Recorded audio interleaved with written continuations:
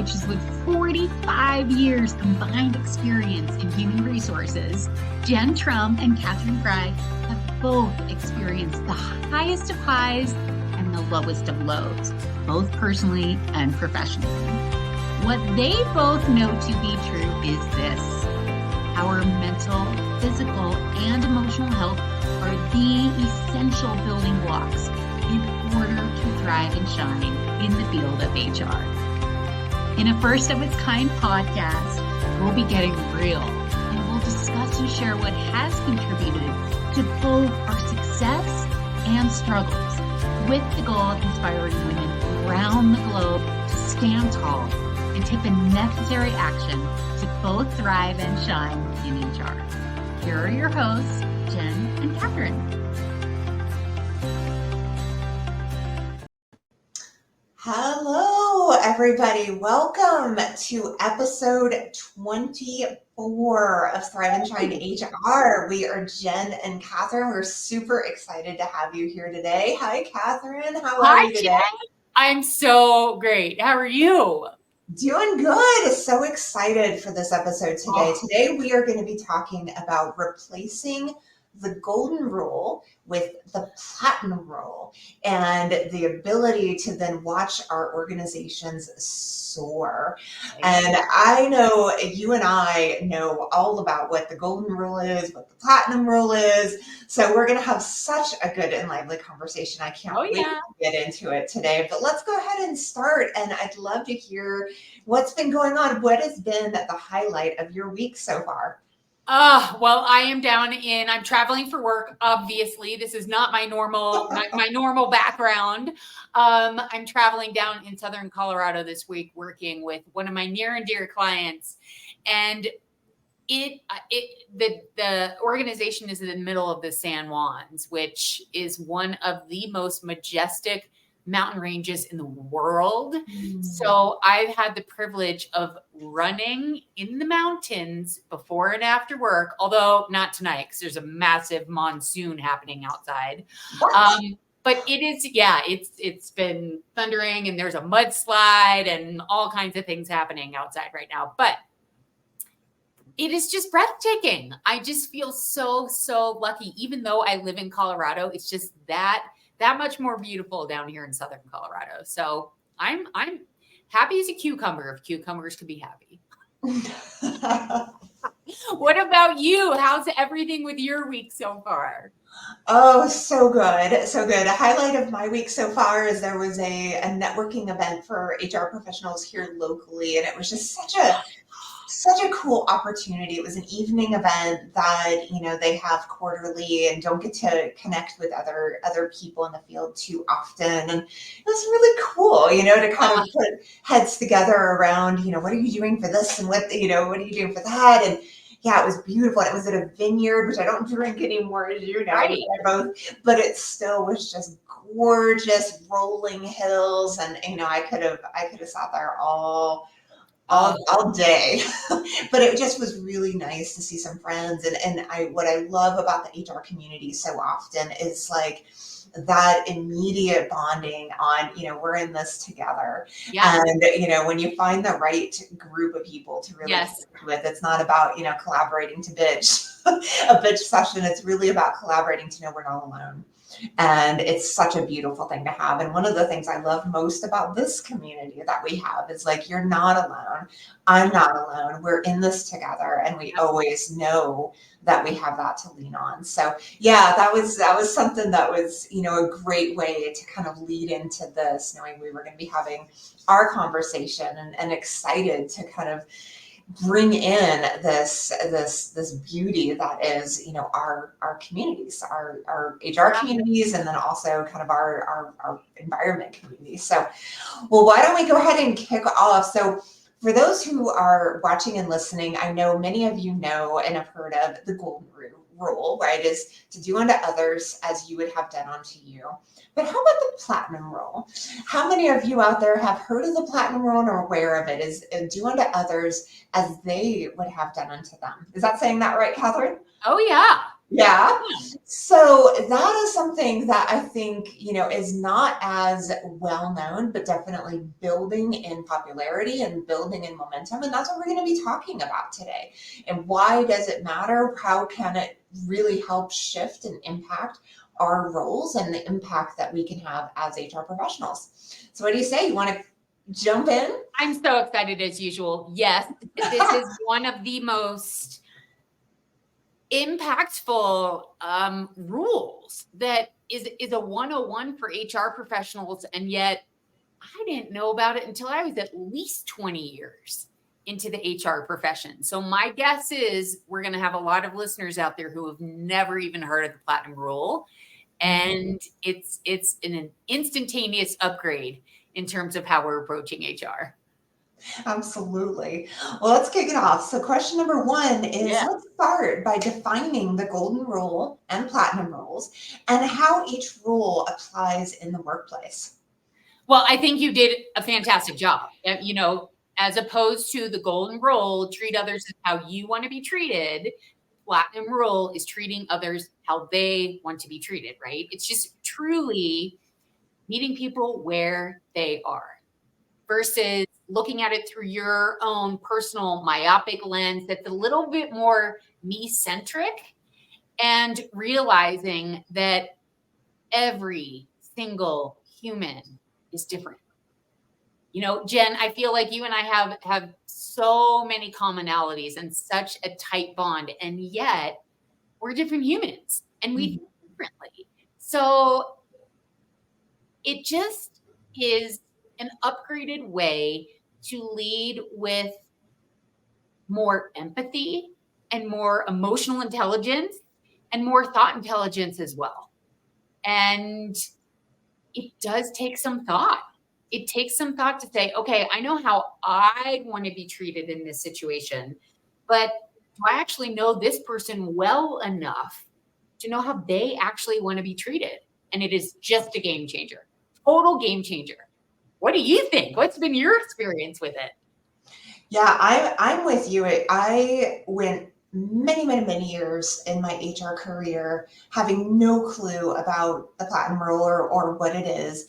And what I find so interesting is how difficult it is for people to separate themselves, for that even to be something that they can even wrap their heads around, right? So I just had a conversation with a manager the other day who is so kind of stuck in their ways around kind of this tough love concept, right? It worked for me, I know that it, works for them, and being able to kind of shift that and open them up to another possibility that could be around what could be well received by the other is really something that I'm finding is taking some time to even be able to kind of open that up, because it just is not something that is a very common place to think that it would be necessary to have to consider the impact of another when it comes to my messaging.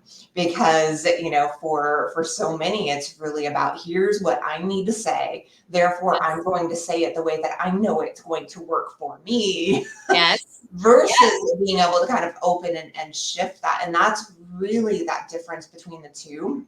And I think for me, it's been around how can we help leaders kind of take that step back to recognize why it even could make a difference. Because I think for those who've never had that exposure to it, that is a big first step that I think that first step. Yeah, that I think that for so many, until they have that greater exposure to it, it's going to be a difficult one to kind of cross that threshold. So, knowing the two and the difference between the two is one thing, right? That's like the first step of it. But then really actually seeing how there is openness to apply it and recognize how it could impact is something altogether. So I don't know, in your experience when it comes to like presenting and opening others to that concept, and this is kind of off topic a little bit, but have you found just that difference between the two, whereas there's clarity of like a difference between the two, but then there's actually this whole nother hurdle to climb around whether or not individuals believe that there's actually use into applying this other platinum rule? What has been your experience in that area? Oh my gosh. I think the people, it's funny you say that. I actually led a training yesterday on generational inclusivity for, well, I'm gonna tell you the fun title we actually used, but for all intents and purposes, it was generational inclusivity. And I'm flashing back to a gentleman in the room. He was really funny. He is 100% a boomer, very proud to be a baby boomer. And he's done nothing wrong. He has just led with a mindset that, buck up, buttercup. Yes. That is just, he said it over and over again. And it was the whole room was laughing. And we're talking in this case, it was 4 different generations. We didn't have anyone from the silent generation, anyone born before 1945. And just that, I don't even want to necessarily talk about it being a fixed mindset, although that's definitely part of it. And it's not that anyone's done anything right or wrong. It's just, if you don't have the knowledge about the platinum rule, you don't even know what's out there. You don't even know what's possible. You don't even have the sense to think, well, I want to be, to differentiate between all humans want to be respected. I want to be respectful, or buck up, buttercup was exactly how I was raised and it's worked for me. So of course it's going to work for other people. Yeah. I think the platinum rule is something that once you see it, you can't unsee it. It is impossible to go back to just the golden rule, because you start to see, if you put it into practice, you start to see the difference that it truly, truly makes. I don't know. Did I even answer your question? Absolutely. Yeah, absolutely you did. And, it's interesting because, you say once you see it, you can't unsee it. And that's a little bit of the challenge that I think that I have had that we could talk about. Oh my God. That is really about actually seeing it, but almost this refusal or denial that it's something that could be effective, or that, like the buck up, buttercup is kind of, yes, we're laughing and it's kind of in jest, but there's something underneath that where it's like, kind of this wall that's going up of, hey, it's worked for me, therefore I'm not going there. And so that's really kind of the part where it's like, okay, what do we do with that? Right? And when it comes to the generational piece, sometimes it's really about like baby steps to kind of help open that up so you can get to the place where they can see it in a way to actually be able to recognize the impact. Right. All right, well, let's go to question number 2. Let's do it. Can you share a time in your HR career when following the golden rule may not have yielded the best outcome? I feel like I say this every single episode. The entire first 20 years of my career, I could give a daily example from those first 20, a daily example, 5 days a week, where I applied the golden rule and was really blind to the fact that there was a platinum rule. So if anyone's familiar with DISC, I am ID. I am a driver. I get stuff done. I am very low on the people end of things. I just go. I'm very task-based. And I, honest to God, thought everyone, whether you're wired that way or not, you should be wired that way in the workplace. You should come in. You should do your job. There's no time for water cooler conversation. Get your stuff done. And I really sat in judgment of other people who I didn't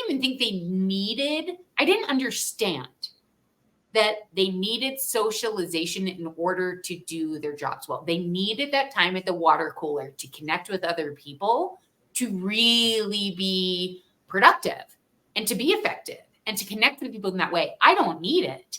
I just don't. And because I didn't understand the platinum rule, I just sat in my judgment and I would whiz past people when I came into the office. I wouldn't say hello. I'm HR, right? I was just like, people are going to judge me if I stop to say hello because I have a lot to get done today. So I want them to see that I am a hard worker and I am myopic and I am here to get my stuff done. And it took somebody saying to me, it'd actually be nice if you would stop and say hello from time to time and not just blow past my office. And I was like, you've got to be kidding me. So it actually took somebody else opening my eyes to the fact that it's okay to be different. It's okay to respect people for their differences and actually go so far as to cut the judgment, tap into the curiosity, and realize that just because somebody is different than me doesn't make them right or wrong. Doesn't make my approach right or wrong either. But just looking at the world through a totally different lens is pretty mind-blowing for me. For me, for sure. I don't know. What about you? Yeah. No, I think that's such a good example. And mine is similar because I'm a D in the disc, but I also do have a high I as well. You do have a high I. But one of the things that I had to train myself, or I consciously forced myself, is to shut that off, to shut down the empath in me, to shut down kind of that emotional people side, because of the training that I got in HR that really kind of drilled in us that, we need to be black and white, you need to be this, you need to be that. And so programming that into myself over the course of many, many years, really actually, now that I'm kind of outside of that and I've learned so much about myself, it was interesting. It was like this progressive muting of myself and muting of my true, authentic feelings and emotions about situations. And it became almost robotic. And I remember there was one particular incident where there was an individual who was very clearly an empath as well, although she didn't say it to me, but it was pretty obvious. And she was really struggling because there were two individuals who, gosh, in retrospect, she was being bullied, right? They were picking on her. Yeah. And at the time, because of my training, because of that force within myself to try to shut down what I knew to be true, I would then react to this individual with a buck up buttercup type of reaction, right? And even though within myself I was practically shaky about it because I knew that was not, the right thing. Wow. But yet here I was kind of within this programming of the HR world that I believed that was what I was supposed to do, follow this idea of, saying, no, that you have to turn that off. Wow. And what was so fascinating about that situation is this individual ended up leaving, and years later we ended up kind of reconnecting in a whole different kind of thing and had this beautiful conversation because I was able to kind of be upfront with her about how much I would have done things differently. Wow. And it's such a beautiful opportunity to kind of reflect back when you can really have that maturity that you've come from that place of originally believing that was the right thing to do at the time because of what I'd been told, because of what I've been programmed and educated, versus if I were truly resting and grounded within my most authentic self, I would have been there for her. I would have reacted in a way that allowed her to be heard and understood, and, given that, that space for that. Whereas even though, which is so fascinating, even though within myself, that would have been what I wanted. So it's like, even on the golden rule, you're like, well, wait a second, but it's really came down to what I believed was supposed to be the reaction of an HR person. So that golden rule can get so tricky because really we're acting on, these reactions based on what we think we're supposed to do or what we think perhaps we would have done, versus, as you said at the beginning, truly meeting those individuals where they are in an effort to be able to allow them to feel seen and heard. And so it's just so interesting too, to be able to recognize how much differently we perhaps may have responded to circumstances when we can really act from a place where we're trying to kind of be there for those individuals in a very authentic and true way. Okay, now I have a question that's not something that's on our list of questions. So you and I have talked about, like, you are a total empath and I'm not an empath. So do you think being an empath, it's a little bit more natural for you to tap into utilizing the platinum rule? Because if I'm understanding being an empath, I mean, for our listeners, it's just really having this natural ability to be empathetic. You quite literally can feel somebody else's energy. And I'm just wondering if that makes it easier for you. Whereas sometimes I feel like I have to really, maybe I'm going about it the wrong way. I feel like I have to be very cerebral about it. I have to really stop and pay attention to the person. Whereas I wonder if you feel it. What do you think about that?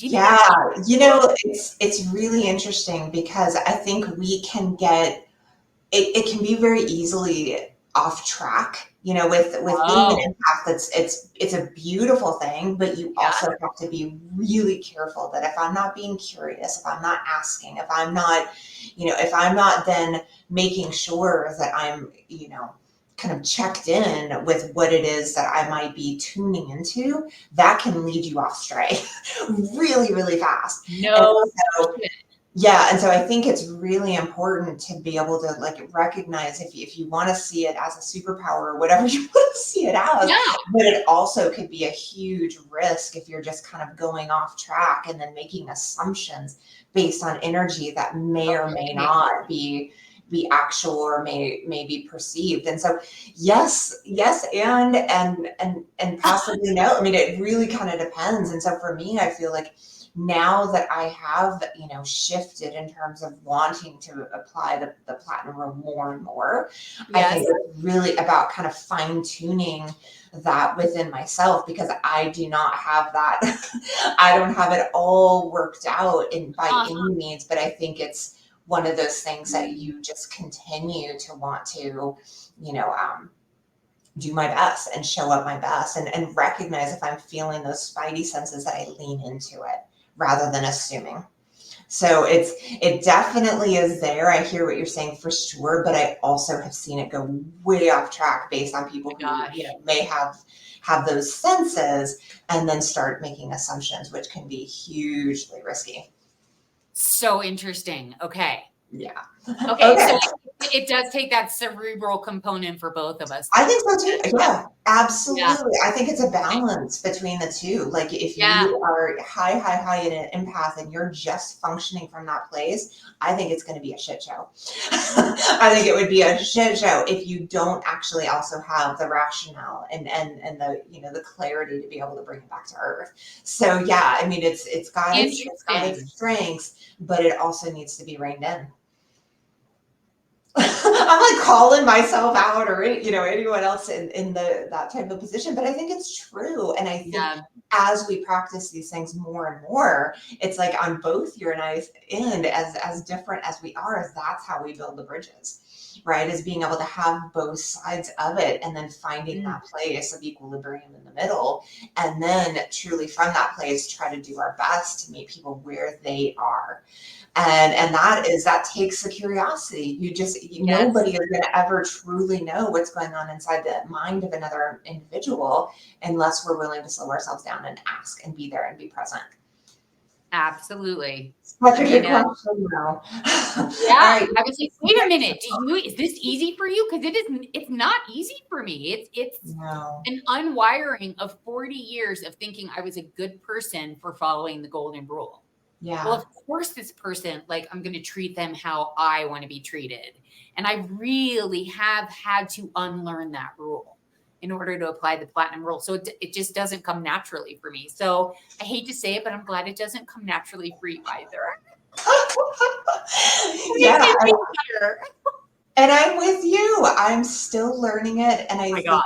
that I think this is kind of a lifelong thing too, because Yes. every scenario and every situation is going to be different. And so meeting one person where they're at is going to be very different than meeting somebody else who is Yes. stonewalling and, is making it very difficult for you. It's like, okay, what am I going to do with that? Yes. We just have to do our best in each situation, which is really, Yes. I think, what this episode's about.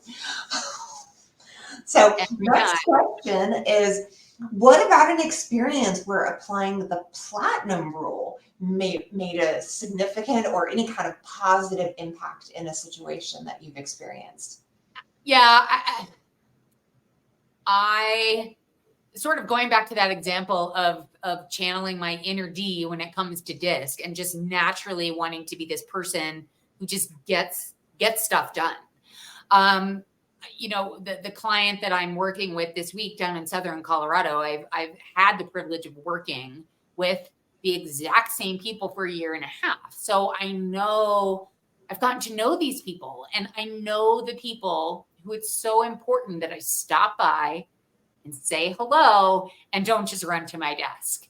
And I'm totally going to contradict myself. I mean, so I've been doing that all week long, and especially as a consultant, I look at things a little bit differently. I'm also still very mindful of the fact that I charge a pretty high rate. So in my mind, I'm like, you have to be responsible with these dollars. You have to be responsible with your billable time.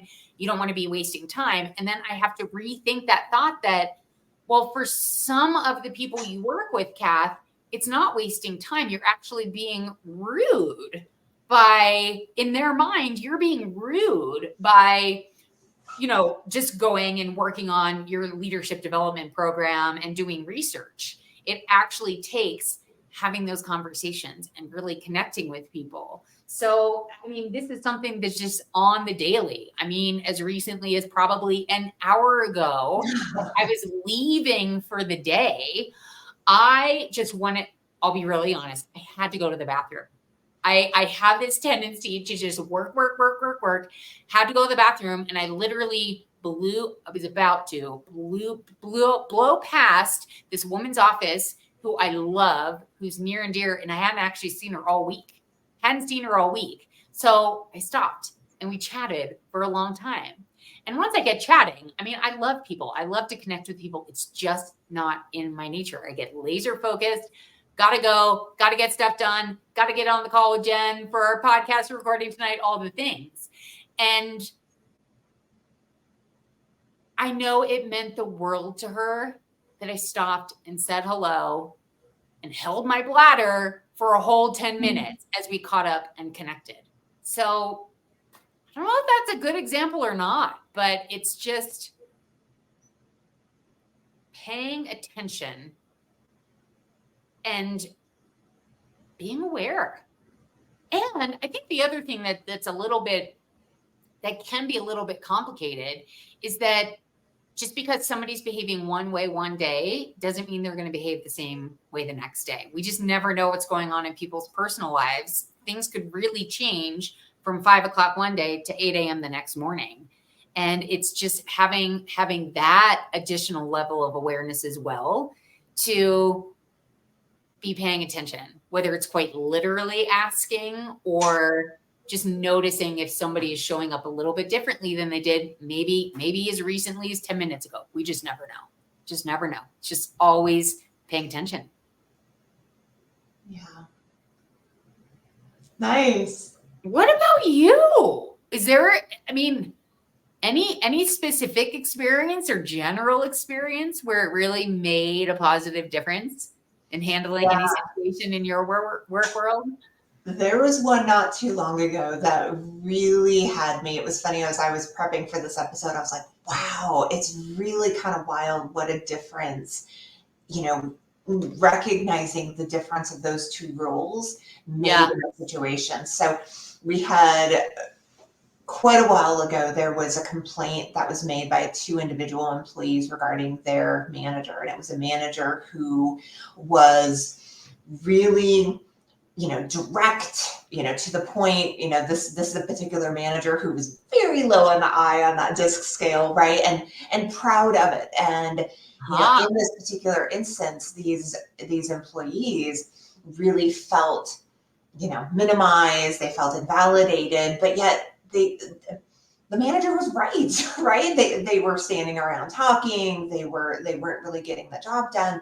So they then come to my office separately and collectively, but they, come to my office and they were frustrated about the manner, the way in which the manager approached them. And it wasn't so much that they were denying that they didn't, feel as though they needed to be talked to in some way, but they felt like it was, in a public environment, that there were other people who could have heard. So there were different complaints about it. And I very vividly, can think as I was having this conversation with them, that in the back of my mind, right? And here's the thing that gets really interesting as we're trying to kind of learn these new behaviors, is our thoughts are immediately going to go to what we know, what's familiar, what's comfortable. So my thoughts immediately are like, you guys, like all I wanted to do in that moment was kind of just shut it down and basically say, buck up. You got called out, just let it go, just move on. It's over, right? And instead I sat with it. I kind of slowed myself down. I kind of let it come out, right? This kind of emotional release that, they needed. And it was really kind of miraculous when that happened, because by letting them kind of release that, and here's the thing with me that I absolutely know that I have to work on, that's really difficult, is patience in these situations. I want to fix it. I want to resolve it. I want to get on with it. I struggle with this so hard, Katherine. Oh, yeah. And this is where I know that the dear Lord above is challenging me, because when it comes to something like this, it's one thing to just call it out and say, I'm just gonna, no problem. I'll just say it like it is, and we'll be over it. But being like mindful enough, like you said, the self-awareness enough to like stop myself and say, no, there's nothing I need to fix right now. I just need to be here. I just need to listen. That in of itself, when you talk about like what the platinum rule is, that's the secret sauce for me. And that's like when I was really noticing it bubbling up. It's like, it's not even so much how we react in terms of the words we use or whatever. Sometimes it's just our presence. It's just being there and allowing for what is, in terms of like that emotional release or that release. And then, and I know when that happens for any of us, it's like, right? And then you can almost see like the opportunity right then and there to like pose the question on, reframing the situation and how we might be able to move forward. And it's a pretty incredible, thing to like see that happen and recognize how much of a difference that can make for another individual by just being there, and not then necessarily seeing this desire to need to fix it and solve it in that moment. And so that was one of the things about the platinum rule that kind of came out of that, was like, wow. Oh, I see it now. And like I said, this is a huge challenge for me, and something that I'm going to be working on for years and years to come. But I see it now, and I can recognize that when it comes to meeting someone where they're at, it doesn't necessarily mean that we're spraying and we've got all the answers. It just needs to be how we can be there for them in a way that's going to best serve them. So I just really found that experience kind of one of those like aha moments for me. Right. I think it's so, I don't know where this comes from, and now I'm really intrigued. So I'm going to get on the Googles to figure this out later tonight. But it's such a commonality with HR professionals. We just want to dive in and fix. And the antidote kind of goes back to last episode of the power of the pause, instead of power through, you pause through. I can't even remember the exact phrase we came up with, but you and I were like, oh my God, this is amazing.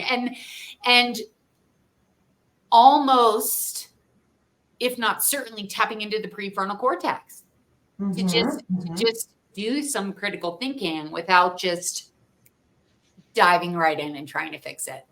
And maybe I just answered my own question without going to the Googles. Does it just come from that lizard brain, the primitive brain, the amygdala, that just wants that safety, wants that security? I think I may have just answered my own question. Yeah. Well, and I think it's also like nobody wants to be feeling this anymore, right? Like the discomfort of what has been, presented to me. I want it over. Yes. And I know for me that's a big part of it, is like I want to be able to solve for X by eliminating this discomfort for me and for everyone else. And the reality is that the answer is actually going into it. Yep. Right. And being willing to be with it. And that in of itself is something that I think for you and I as coaches and kind of understanding why that actually can be such a catalyst for the positive change that we're looking to do anyway, but like doing it through our own willingness to allow ourselves to be in that discomfort. And so it has been such a game changer, and yet it's still something that I think situation to situation, it's a work in progress. 100%. It's like just this lifelong lesson. Lifelong life lesson. We're lifing in the lifelong lessons. Oh, all day, every day. Isn't that the truth? Oh. All right, next question. So what insights have you gained from using the Platinum Rule and that have improved your interactions and or decision making? I think you've already said it, but it bears repeating that just actually that slowing down, especially when we want to speed up, especially when our instinct is to fix.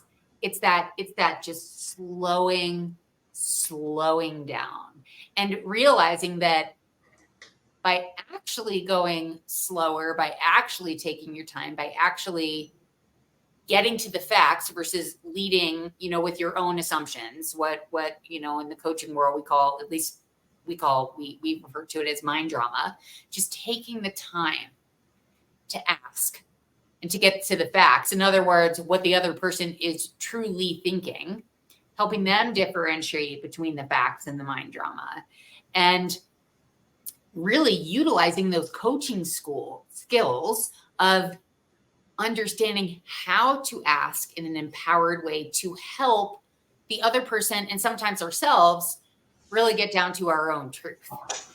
That's informing, all the thoughts that we're having, that's informing how we're behaving. And for the other person involved, or, if you're dealing with two employees, like Jen, you were sharing, it's a skill. It is truly a skill to know what empowering questions to ask to help other people see their own truth. And I think that is one of the most powerful set of skills or set of skill that I learned in coaching school. And I know you and I giggle about it because we're always saying, oh my gosh, we're talking about coaching school again. But I do think slowing down is actually the fastest way to get to the root, if that makes any sense at all. Absolutely. Absolutely. And, having that desire to be interested or open to other possibilities. And, that my answer, is really around that. It's like, it's one thing to have an intention around wanting to resolve the conflict or resolve the circumstance. And I have good intentions. I want to be able to make a difference or solve this, versus being able to really sit with and be open to that potential impact that may or may not be intentional and may or may not be anything that, might have been even within our scope of awareness. And this is one of the things that in working with different leaders, I find so fascinating. And some of it is generational, in terms of like that openness to other possibilities outside of what they believe, that was, whatever, however they're seeing it, right? The black and white or whatever. And, seeing so much, through my own growth is really about like becoming more and more like aware of how little I really do know. Of like how little I really, really do know, especially when it comes to the minds and hearts of other people. And, but that's like what is so interesting in partnering and working with different leaders, of really even being able to kind of get to a point where people are open to seeing that. And I don't know what that is, if that's a stubbornness or what, but it is something that I am working on because it drives me a little crazy. Oh my God. Because it's like, I know that I've worked really, really hard on that. And when I see kind of that, feet dug in the sand around, nope, this is it, I know that, I just need to, kind of communicate with tough love and, it'll be fine, that'll be fine. And how do we be able to kind of help others along that journey, especially when they're stubborn, and it's very difficult to be able to kind of open up those doors. Oh, yeah. And I think the more that I continue to kind of go down that road myself and just being very humble around how little I know and calling that out, I've noticed that, in even my year here and, in other environments, that helps, it helps give others a little bit of permission to be able to recognize that in themselves and say, oh, maybe I don't have all the answers, but until we can kind of get to that place to actually be able to say, hey, there might be another way, especially when it comes to that impact that we may not have been intentional around, or we may not have, intended for it to have a negative impact in terms of like, the employees who came to me, that manager had no clue. But also that manager didn't really initially, especially when kind of the defenses went up, that manager didn't initially seemingly give a crap, right? They're like, well, it doesn't matter. They're on there. So how, in my world, it's like, how can I really help kind of bring that back to like step one awareness? And it's, that's a tricky thing. But I think, as more I find myself down this road, and the more that I continue to want to work on these things for myself, the more that I find that I'm trying to kind of navigate that piece to help kind of bring that message to others so they can actually like have the light bulbs go off. And that's really what happened with the one manager. Once we could really kind of talk it through, and she could see that it's not personal. It's not anything that is calling you out intentionally in any way. It's really about kind of helping to reframe and taking that mirror and shifting it and saying, hey, what if there might be a different way that can actually see a better impact that you may not have realized? And that, I think, has been a real help, but it's still something that I find myself kind of stuck in that way, because again, this whole platinum rule idea is still so fairly new that people are like, what are you talking about? And so I don't know if you've had experience with that, where you kind of helped kind of bring that and shift that dynamic, but it definitely is one where I've seen people dig in even harder when it comes to bringing that out and trying to kind of communicate that in a way that might help them see that there may be another way that could be more effective. You're making me you're not making me, but as usual, I'm flashing back to that training yesterday on generational inclusivity, and specifically we were talking about how neuroscience has disproven the theory on the carrot and the stick being the most impactful way to motivate people. It's just been proven it just doesn't work. We really need to help employees understand their own individual why. And that's what's going to lead to long-term inspiration versus short-term motivation, all those types of things. And today I was meeting with one of the directors who participated in that training yesterday. And he was like, I got it. So he was, in terms of, okay, here's the golden rule. I've been told it's the carrot and the stick. I'm in my early 50s. I'm a Gen Xer. This is what I was told. So because I know that this is the right way, I'm going to treat other people in the way I've been not only taught, but, treat other people how I want to be treated. And it sort of gets not really convoluted, but we get in our minds that because it's been this way for so long, or this is how we've been taught, this is the right way. It's just a matter of challenging some of those old beliefs, but in a very compassionate and loving way. And really, again, just leading with that curiosity. And this person in particular was so excited to tell me this morning. He's like, I spoke with my wife about the carrot and the stick, and I got it. And no wonder when we have conversations with our 2 adult grown sons who are in their early 20s, he's like, no wonder it hasn't been working. It's so fun when those employee trainings actually translate outside of the workplace too, and people get it and they share it with their spouses, and you just start to see, that old adage of throwing the pebble into the pond and seeing that ripple effect. I love when it ripples out and people get it across generations, but then when it ripples into our home lives too, it's super, super powerful. And I think the platinum rule is just, it applies on that level as well. Yeah. Oh, sorry, go ahead. No, that's all I was going to say. Well, I think that's one of the most exciting things for me is when you actually can see how it works real time, because I think that's the only way with something like this where you're going to be able to start seeing momentum is to see the proof, right?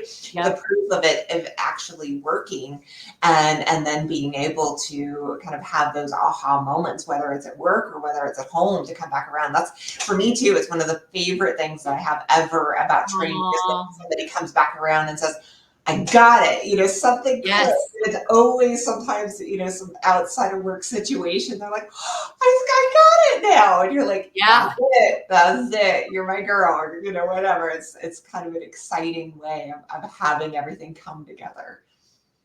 Mind blowing in such a positive and impactful way. And that's what I love about HR. Every day truly is a day to thrive and shine. And when we start to realize, okay, golden rule is great. What is this platinum rule? And actually practicing it and applying it. It's a game changer for our profession. And more importantly, it's a game changer for the employees in our organizations. It's pretty powerful.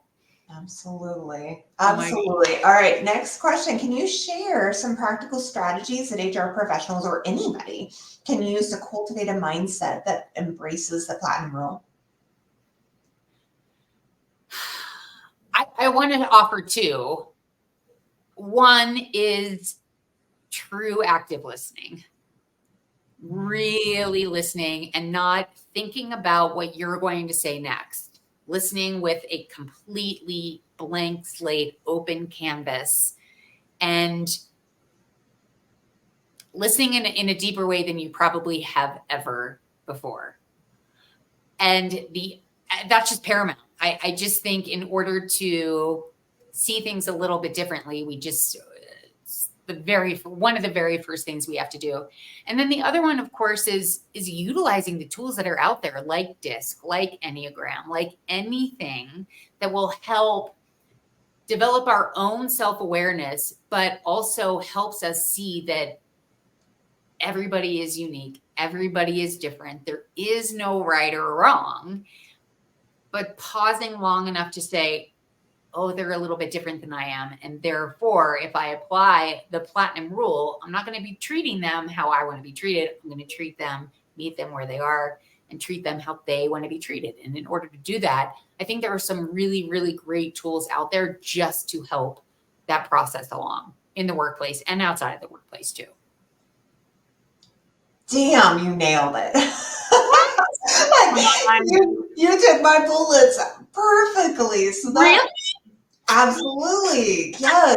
The listening, the reflecting back, and really just learning as you go, and knowing that, you know, you're not perfect, I'm not perfect, but I'm here, you know, that I'm here, and that I really want to do my best to be here for you in the way that can best support you. And for me, I think that is one of the things that has been such a huge game changer, is like checking my ego at the goddamn door. Damn, and being very conscious around where that is. Because I think that for me and for so many others, especially like working with, you know, leaders for as long as I have, how often are we not even aware of how much our ego is attaching to that situation? And, you know, that being able to learn that is such a huge skill, and being able to, you know, recognize that as an HR professional or anyone else when we are mediating conflict or whatever is such a huge skill, and one that I'm continuing to build and expand on, because it's really about extrapolating so much more than the words that might be used, and really starting to recognize what are the values that perhaps are being missed. Like, where is it that these individuals are not feeling heard and seen? And it always comes down to values, right? Is something like, you know, honesty or integrity, or what is it that is missing for them? And that is like such a massive thing for me that I've really started to recognize, because really it goes so far beyond this little bickering that might be happening. And it really comes down to these things that truly do matter for us. And so when we're really wanting to be intentional about following something like the Platinum Rule, it's like going one step further and really having the patience that you can really see beyond the tit for tat and see what's underneath it. And I think that is the potential of something like the Platinum Rule, where the Golden Rule would have never had an opportunity to go to that level of depth. But that's where I kind of see the Platinum Rule and the benefits of being able to kind of have that level of conversation, because that's where you truly can build the depth of the relationships in the workplace and in life, is really about so much more than, you know, what might meet the eye. And it's really about us wanting to feel seen and heard from a like such a human level. So yeah, I kind of jumped on, you know, what you brought, but also kind of taking it kind of that next step for me, because really recognizing that, you know, if we do have that ability to have the patience to kind of really sit with it, then it's always going to make a difference. I truly believe that. I do too. And you, per usual, got my brain going, and the more I practice the Platinum Rule, the more I'm blown away by people's responses. The more my inner voice says, didn't see that coming. Yeah. I'm listening differently, and I'm showing up differently, and I'm truly not thinking about, well, I know what they're going to say, or I've worked with this person before and they're going to show up in this exact way. The Platinum Rule just allows for truly other people to show up differently. Mm-hmm. It's mind-blowing. Yeah. I everybody involved, truly. Yeah. I truly believe that, you know, by encouraging ourselves and others to look at how we can meet others where they're at, talk about like a sure path to creating a sense of safety, a sense of greater, you know, greater comfort. But ultimately, I think that's where, you know, people who end up, you know, where conflict comes from, right, is so much around individuals who don't feel safe. They don't feel heard. So, going to that place, although it may take a little longer and it may require a little bit more out of us energetically, which it does, but it doesn't mean that it's not for the right reasons. And I think that the proof of it is when you start to practice it and you start to actually see it in action, you'll get it. Just like you said earlier, once you actually start applying it, you don't go back, because now you recognize, oh my gosh, it's like exponential in terms of the value add that you can get by applying this rule. All right, lady. So good. Question. What advice would you give to our viewers and listeners on how they can start incorporating the platinum rule in an effort to create a more inclusive and effective workplace? The very next time you find yourself wanting to tell someone how to do it, the very next time you catch yourself wanting to fix, practice asking a question. And just that little bit of a shift when you're like, well, I know the answer, I know how to fix this. Just pause and say, you know what, I'm gonna try something a little different. I'm gonna ask a question. What do you want to be experiencing? How would you solve for this? And just really help in a whole new way, in a platinum way, and see what happens. Just experiment with it. See what happens. See if your mind is blown. Something tells me it's going to be. What do you think, Jen? What advice do you have? My advice is really around kind of that self-work piece that you and I talk about so much, which is really about gut checking and trying to identify before I'm going to go into any challenging conversation. One of the things that I have been practicing more and more is like, where am I at? Let's be honest with myself, right? Am I resisting? Am I feeling as though I have an attachment in some way in terms of an outcome in particular in the situation? Because that's where the little fix it parts of us come into play and all of that. And so if I'm noticing that noticing is something that I think is such a great start. And for me, 40 plus years before I ever really started applying that work, it's not something that's intuitive, right? No. I want to just go, I want to fix, I want to be done with it.